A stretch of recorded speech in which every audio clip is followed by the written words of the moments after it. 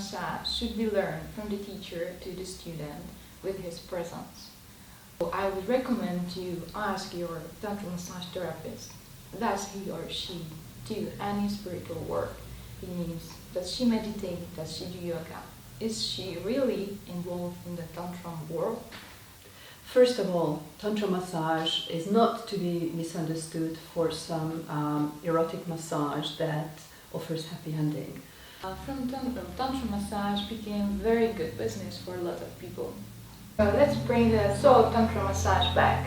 In Tantra massage, what we do is that we work with the energy, which will guide you to another state of your feelings, your experiencing, and your everyday life.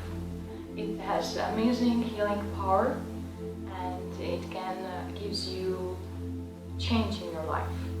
So the amazing thing about a real tantric massage is that it just uplifts us. It just helps us to sublimate, to go to mind more and more refined levels, and to remove the blockages which like is in the belly or in the spine or in just anywhere in the body, because the whole body is interconnected, and there is the feet and the legs and the back and the front, and during the whole therapy they are just getting connected, and the blocks which